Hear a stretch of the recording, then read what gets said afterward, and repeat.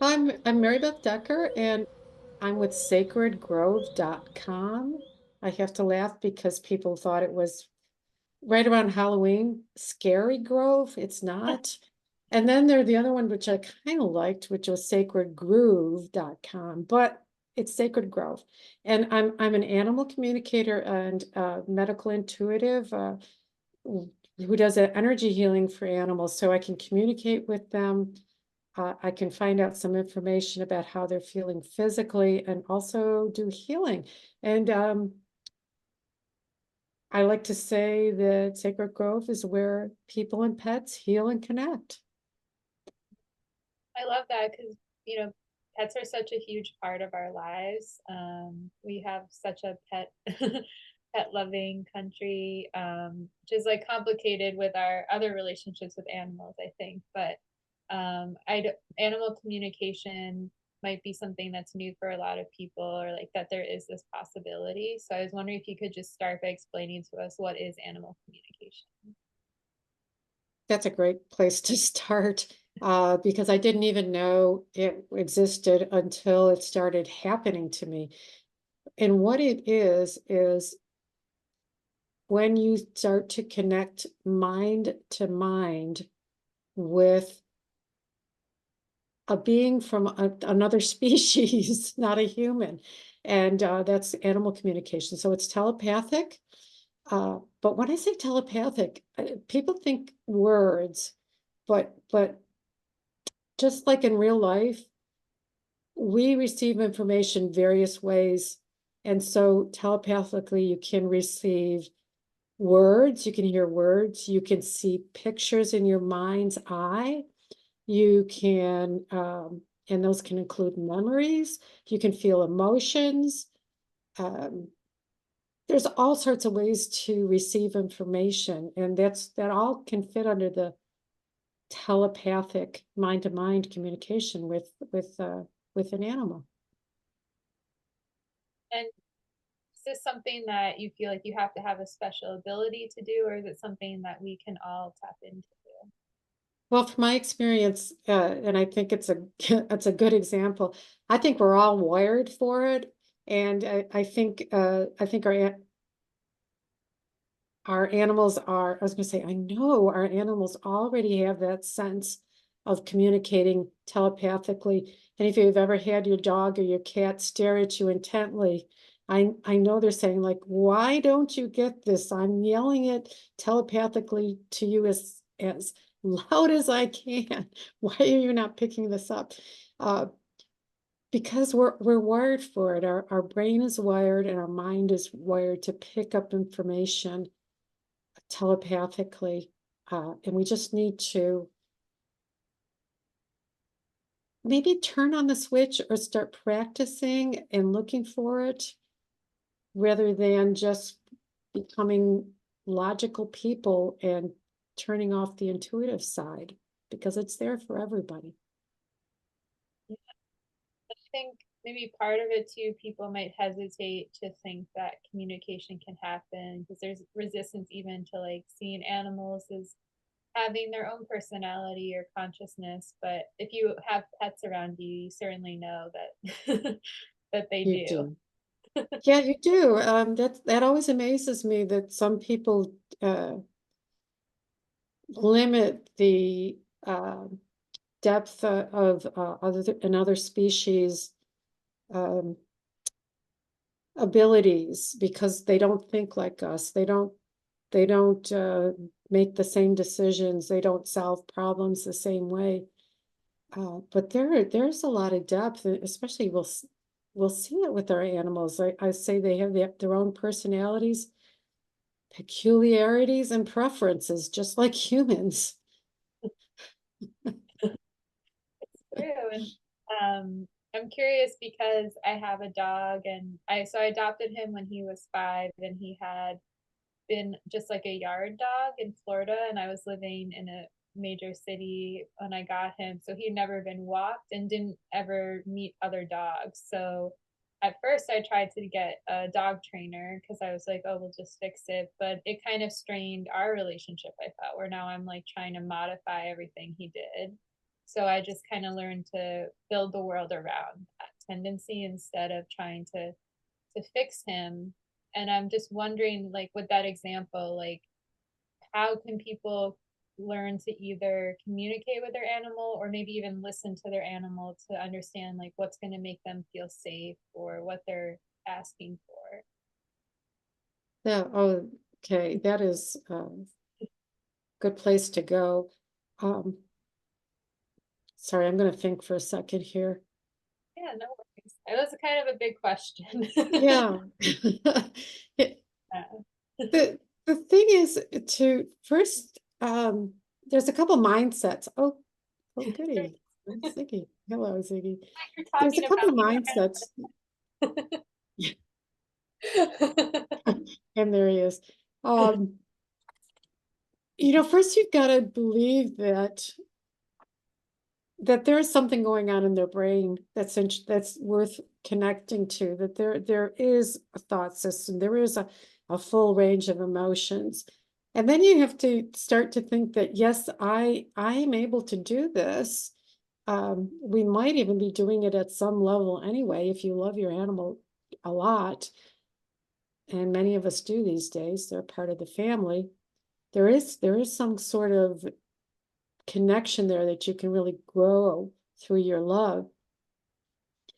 And the beginning is to open your mind, ask a question with love, and see what comes back. And don't discount whatever you get first. Your intuition, and this, I got this from Tina Zion, but I love it, and I love it. Your intuition is always going to feel like your imagination. And so I add, so get over it, trust that you got something, and tell them that you got it, and just see what you could do to keep it going. It's like giving a dog treats for doing something you liked. If you do it verbally and with love, and you tell them, well, I really got that, thank you so much. And then see if possibly sometimes their behavior will slightly shift, like that you communicated because there's something that happened that didn't happen before. uh, and that can even happen when you're sharing something that you'd like for them to do, and it can't be just words. You got to picture it in your head and imagine you're sending it over to them. And you got to have it, and I really mean this, like a love for them as you're doing it, and just saying, this will bring me so much joy if you can do this. So those are the kind of the basic starting points for opening yourself up to communicating with your animals. Did you actively pursue harnessing this skill in yourself, or did it you feel like it was something that just kept coming to you and so you had to follow it? It really did, literally, my dog started coming to me. And it was after I had become a Reiki master, energy healing, and I learned some other disciplines. And the first time it happened was my dog Timmy, who had passed away a number of years before. He showed up in my dining room, sitting on my dining room, and it was like that was Timmy sitting in my dining room. That wasn't a ghost-like figure that you saw at the dining room table behind him. Nope, he was happy. He had one ear up and one ear down, because that was my Timmy. And I yelled Timmy and looked at him, and he disappeared. But he survived death. I've said this so many times before, but I'd love to say it. He survived death. His personality was there. He was happy, and he took the time to come back and say, "Hey, Mom, I'm good." So, and it kept happening. So I had another incident with another dog who passed, Eddie. And then then my Siberian Husky swore at me, and I thought, dogs can swear. And having been in the Navy, I was like, oh, I know where he learned that from. So, and no, thank you for laughing. And finally, I'm looking at my dog Tibor, passed away a couple of years ago. He had a rough start, and I kept seeing visuals from his past, and I thought, okay, it's time to get real. What the heck is going on? I want to help this guy. And then I realized I could do this for other people and their animals. And if you come to me because you want me to talk to your animal, your heart is open. You really love that beautiful person that inside that furry body or feathered body. I love working with people in that place, and I love working with their animals. That's wonderful. Yeah. And Ziggy's really, since we've got on the call, he's really been making a lot of, he's like, I'm hearing him. All right. I'm not ignoring you, Ziggy. I apologize. I'm having to talk though. I think he's very, like, he's very, always communicating. He lets you know how he's feeling all day long. My guys do too. um, and yeah, so like you mentioned dogs passing over, and I know for some people that might be like their first experience of loss or grief is losing a pet. Like I know for me, losing my dog when I was a kid was like one of the most, like, I don't know, powerful experiences where I really understood what death was. And so I imagine you have a lot of people like that who come to you wanting comfort. And what kind of lessons do you maybe get from those experiences of people asking for that support? Um, so I wrote a book, Peace of Passing, Comfort for Loving Humans During Animal Transitions. Mhm. But it's not just at the end. I hope when it's getting close to the body giving up, if I can put it that way, you can see the end. Um, I can help people. I help people find out how they're feeling, whether they want to keep going or whether they're like, I'm not having fun in my body anymore. And you can get a lot of the information just by being with them, but it helps to have some confirmation. But beyond that, I like to say, because I believe this with all my heart and soul, that our animals picked us as much as we picked them, no matter what the circumstances are, is that they're part of our soul family, they're part of our family. And because the connection is love, that's eternal. Love doesn't die when the body dies. That connection between us is going on for as long as we both exist. And I think that that's eternal too. So uh, I don't, we lost them body wise, but we did not lose our connection with them. And they still love us and care for us, no matter what they're up to on the other side. Feel like there are certain things, like maybe that fear of grief, get in the way of people enjoying their pets' senior years? Like maybe they're always worried about that loss coming. You know, that is a perfect way of putting it, because I rewrote the book a couple years ago because I noticed that people's grief didn't start when they were calling the vet to say, I think we got to set up a euthanasia appointment.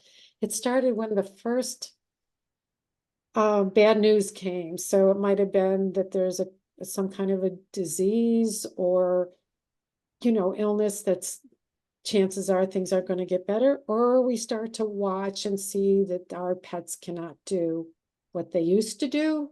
That 3 mile walk is down to 10 minutes going a half a block, if so, a small block, not a New York City block. Um, and that's where our grief comes in. So it's a really good question.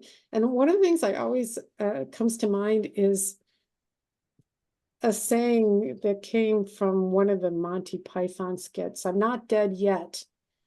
And although the Monty Python skit does not work here, the saying does, is if we can't remember that they're still with us and they want to enjoy their time with us, they're not interested in spending time with us grieving. That's a little bit mean to say, but what they'd really like is to spend time where they feel loved and taken care of. And so anytime that we can let go of the grief and be there with them, right there, where doing whatever they still find enjoyable, that is so helpful. And it's helpful for us too. It's works both ways. Oh. Sorry, I was watching Ziggy react to you again. Oh, okay. Put his head up and then down. Yeah, I think that's it's a good lesson in grief in general, right? If any kind of loss we're experiencing, you still have the present moment. Yeah, and I like to, because I got to make it real for me. So when my dog Stella was going out, and she was a slow downhill, but I'd start singing to her, every day with Stella is a good day. And because her eyesight was gone, but her hearing she still had some hearing. And I'm sorry, I'm looking over at her picture here. And it reminded me that she's uh, a lucky dog, that she's had such a good life and she's still enjoying her life, and I need to as well. So what do you think are the things other than maybe this fear of loss or the grief of other pets who've passed away? What are things that might get in the way of people really bonding with their pets, like when they're here on Earth? Oh my goodness.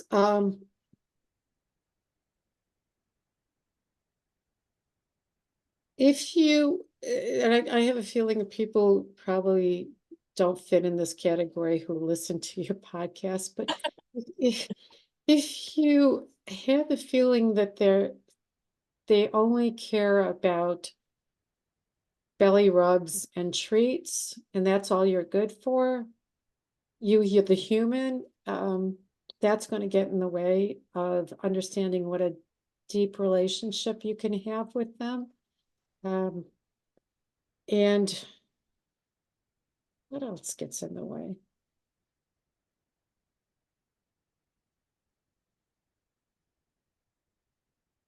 Oh, I think, oh my goodness. I think in this time, what is getting in the way also is our attachment to electronic stuff. Um, Sadly enough,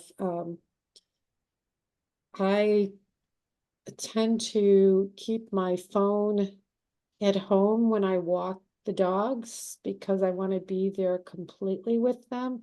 I'm saddened to see how many people are staring at their phone while they're walking their dogs. Um, in fact, my little dog Mally, if I pick my phone up, she'll start using her paws to try to swipe it out of my hand. Like, stop it. And my cats will walk in front of the screen, the Zoom screen, like, don't you think it's time for a break? So they are telling us, uh, but I think we're not listening very well. Uh, Yeah. just being with them, doing whatever they want to do, whether it's hanging out, whether it's seeing how many squirrels we can bark at on our walk, which is not a pleasant thing for me, but we're working on it. But you know what I mean? It's like being in their world with them. That also, I don't think we're doing it very well. Yeah, I A lot think of us anyway. Yeah, I don't know if you've seen, she was actually a guest on the podcast, but there is this documentary called Stray that's told from the point of view of stray dogs in Istanbul. Uh-huh. Um, so even the camera, she didn't direct it. She just followed the dogs for like weeks and months. Just where are they going to take her? And it was such a challenge to that thinking of it's like usually we'll tell the story what we want the animals to do, you know. So that just came to mind as we were speaking. I'm like, yeah, you have to let them lead the way. Well, yeah, even on walks, I figure because I got the two dogs with me, it's a three individual walk. It's not Mary Beth saying we will go here and then we will go here. I have a plan, but I'm open to suggestion. You know, if one of my dogs sees one of the neighbors and says, "Oh, let's go over and say hi to him," and I'm like, "Okay, let's go over and say hi to him," or or they got a really interesting smell, unless it's poop. I'm okay with them going to check it out. And so I know you talk a lot about having like a heart connection with pets, and this kind of feels like in the realm of that. So I'm just wondering, like, what do you just see a heart connection as, and why is that important? It- I I believe, and I think there's a lot more science-based, that the heart has as much intelligence as the brain.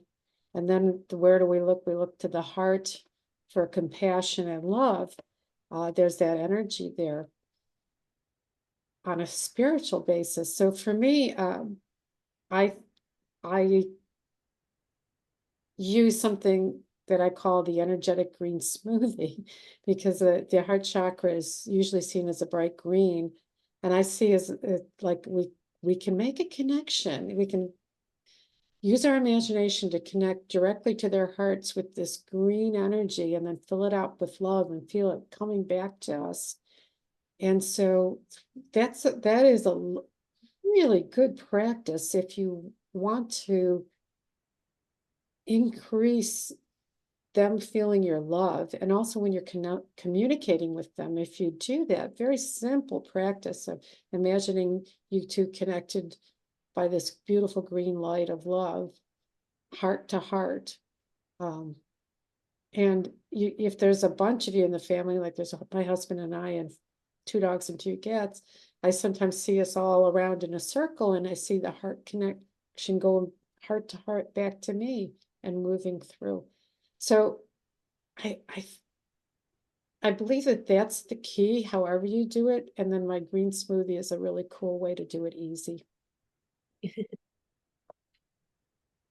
And what are some ways that people might see their relationship with their animal shift after doing a practice like this, or maybe working with you or someone like you? Let's see. Um, so in my own example, when I connected with my dog Newt, because he was getting really jealous of Mally, the new dog, and we did the heart connection, and he was getting pretty growly, like not play growly. There's a difference. And when she came around, and I connected with him and showed him how much love I have, and there's no shortness of love. That's and then he could relax. He was number one boy. Since then, he has allowed her to come up. I've even seen her like push his face away when she wants to get closer to me, and he's like, "Fine, do whatever you'd like to do." So I saw a shift there. I have seen uh, cats. I've seen cats get along better. It's taken some time. Cats are pretty serious about arguing with each other, but I've seen decrease in arguments with cats. Um, people have noticed, let's see, what else? Sometimes they'll notice that the walks are easier. I'm looking for real life examples. And even animals that aren't enjoying food because they're getting older, and we tell them, you know, you gotta eat if you want to stay on the planet, and your people really want you to, they'll start eating again. So those are a few examples, real life examples where things have changed when we've done that connection. They're very powerful. Um, so yeah, I know you wanted to speak a little bit about the ways you see our relationships or encounters with animals as sort of invitations to maybe rethink the way we live on Earth. So I wanted to know if you want to say more about that or share what your thoughts are.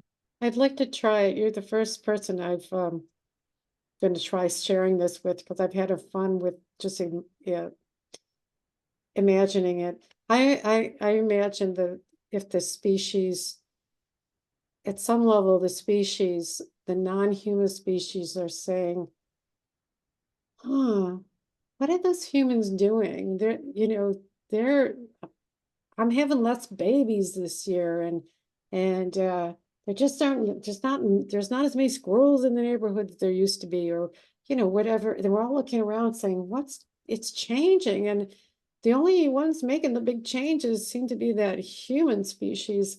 And what are we going to do about this? We really like living here. And I feel like they all turned around and looked at the dogs and the cats and said, you're living with them. And the dogs and the cats say, yeah, you're right. Let's see what I can do.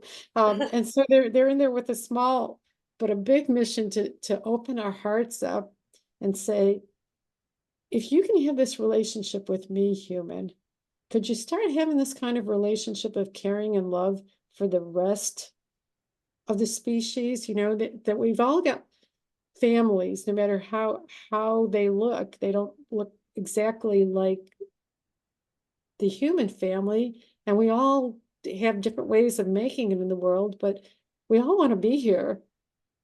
And could you guys start showing a little more compassion for the rest of the animals? Because I've shown you how I as a dog or I as a cat feel deeply and care about you, and you do for me.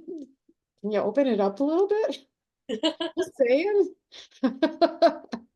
So I'm wondering if that, I'm having fun thinking that's our dogs and cats missions. And even the cats who are grumpy at times, and the dogs, they're still there with the mission. I mean, it's true because it's like, why do we create that binary of, oh, our cats and dogs we protect, but we can, eviscerate a whole forest or do factory farming on cows? And yeah, it just seems like a disconnect. It does. And I I hope that I like this possibility that they're even sitting in there to say, yeah, come on up. Come on, humans, you're good at this. You're good at rethinking and seeing the bigger picture. Mhm. We're giving you an example of how life could be. Help us out here. I love that. So I'm curious before we go, what are ways if people want to work with you or read your books, how can they find you and um, start this journey? Well, I have a website which I've worked hard to put a lot of information on. It is sacredgrove.com, SACREDGROVE.com. And on there you'll find a link to my book, and also ways to work with me. I teach animal communication. I'm finishing up a course this week. I teach another one in the fall. And you'll also find an online program that people who want to just try it out themselves. I got a mini course in family animal communicators, and I do practices with people every month. And so there's another way to try your hand and get started. This has been wonderful. Thank you so much.